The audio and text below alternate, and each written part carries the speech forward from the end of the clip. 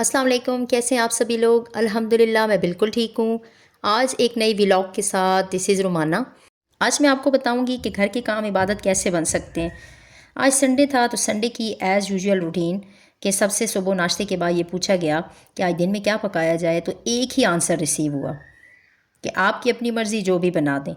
اچھا، ہم مدرس کی یہ کوشش ہوتی ہے کہ ڈیلی بیسس پہ دال سبزی یا گوشت بنا لیں، بٹ ویکنڈ پہ روٹین سے ہٹ کے کچھ بنائیں، کیونکہ بچے بھی گھر ہوتے ہیں، ہسبینڈ بھی گھر ہوتے ہیں، تو ویکنڈ پہ روٹین سے ہٹ کے کچھ بنانا اچھا لگتا ہے۔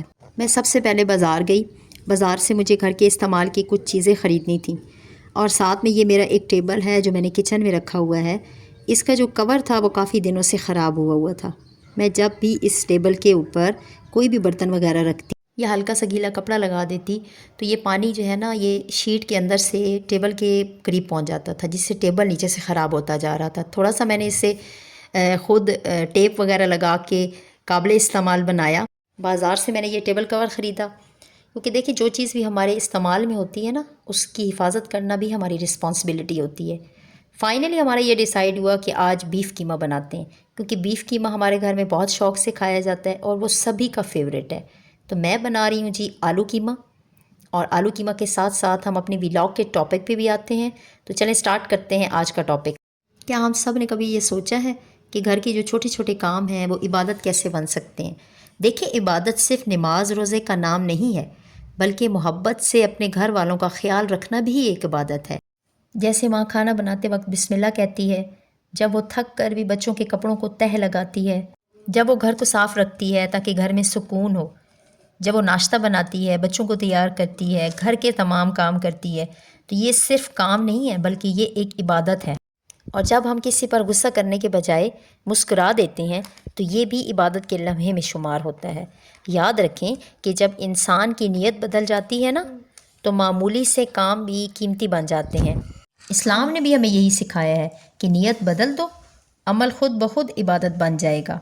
دیکھیں، برتن دھونا، جھاڑو لگانا، کھانا پکانا یہ چھوٹے کام نہیں ہیں، یہ بہت صبر، محبت اور ایثار کی علامت ہیں۔ ماں صرف ایک لفظ نہیں ہے بلکہ وہ ایک درس ہے۔ اور دوسری طرف جب بیوی شوہر کے آرام کا خیال رکھتی ہے، اس کے چہرے پر مسکراہٹ لاتی ہے، شوہر کے چہرے کی تھکن کو دیکھ کر بیوی خاموشی سے اس کے پاس پانی کا گلاس رکھ دیتی ہے، یا کھانا ایسے وقت میں بناتی ہے کہ جس وقت میں شوہر کو سکون ملے، تو وہ صرف بیوی نہیں ہے بلکہ ایک عبادت گزار بیوی ہے۔ دیکھیں، میاں بیوی کا رشتہ اگر محبت، احترام اور نیت خیر سے نبھایا جائے تو وہ دنیا کی سب سے حسین عبادت ہے۔ یاد رکھیں کہ عبادت صرف مسجدوں میں نہیں ہوتی، بلکہ وہ ہر اس لمحے میں پوشیدہ ہے جب آپ محبت، خلوص اور نیت خیر کے ساتھ کسی کا بھلا کرتے ہیں۔ دیکھیں، ماں جب اپنے بچوں کو کہہ رہی ہوتی ہے کہ بڑوں کا ادب کرو، تو یہ صرف ایک معمولی سا جملہ نہیں ہے، بلکہ اس طرح سے وہ اپنے بچوں کے اندر کردار کی روشنی پیدا کاری ہوتی ہے۔ ماں اپنے گھر کے کچن میں، صحن میں، یہاں تک کہ بچوں کے بستروں کے پاس بیٹھ کر ایسا سبق بچوں کو دیتی ہے جو کتابوں سے نہیں ملتا۔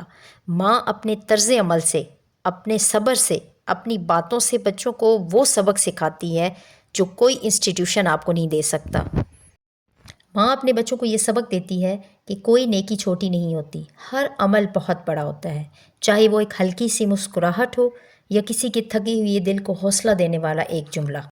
ہم اکثر سمجھتے ہیں کہ نیکی تب ہی بڑی ہوتی ہے جب ہم کوئی بہت بڑا کام کرتے ہیں، کسی کی بہت بڑی مدد کرتے ہیں یا سب کچھ قربان کر دیتے ہیں، مگر حقیقت یہ ہے کہ اللہ کے نزدیک نیکی کا معیار کام کی مقدار سے نہیں ہے بلکہ نیت کی صفائی سے ہے۔ کبھی کبھار ہمارا ایک چھوٹا سا عمل کسی کے لیے زندگی بدلنے والا لمحہ بن جاتا ہے۔ اس لیے نیکی کا انتظار نہ کریں، جہاں موقع ملے وہیں پہ نیکی کر دیں، چاہے وہ ایک دعا ہو، ایک مدد ہو یا ایک اچھی بات ہو۔ میری آج کی ویڈیو صرف عورتوں کے لیے نہیں ہے بلکہ ہر اس جوڑے کے لیے ہے جو ایک دوسرے کے لیے قربانی دیتے ہیں۔ دیکھیں، اللہ تعالیٰ صرف نیتوں کو دیکھتا ہے، کاموں کو نہیں۔ تو اپنی نیت کو عبادت بنا لو، زندگی خود بخود برکت سے بھر جائے گی۔ آپ کے ساتھ باتوں میں میرا تمام کام ختم ہو گیا ہے، میں نے سالن بھی بنا دی ہے، روٹی بھی ڈال دی ہے۔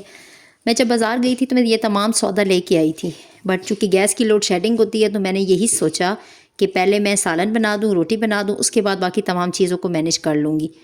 تو میں کوشش یہی کرتی ہوں کہ جب بھی ویکنڈ پہ جاؤں تو ہفتے کے لیے آلو پیاز ٹماٹر اور ایک دو سبزیاں بھی لے کے آ جاؤں۔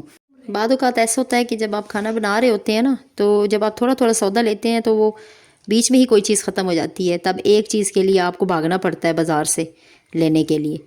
تو کوشش کریں کہ سامان ویک کا اکٹھا لے کے رکھ لیں تاکہ آپ پورا ویک جو ہے وہ سکون سے رہیں۔ آپ سیلڈ بھی بنا لیتے ہیں، باقی تمام کام تو ختم ہو گیا ہے۔ اچھا، سیلڈ جو ہے نا وہ ضرور کھانا چاہیے۔ کوشش کریں کہ ہمیشہ تازہ صاف اور موسمی سبزیاں استعمال کریں، کھانے سے پہلے سیلڈ کھائیں۔ اس سے کیا ہوگا کہ آپ کی بھوک بھی کنٹرول ہوگی اور آپ کا نظام ہاضمہ بھی درست رہے گا۔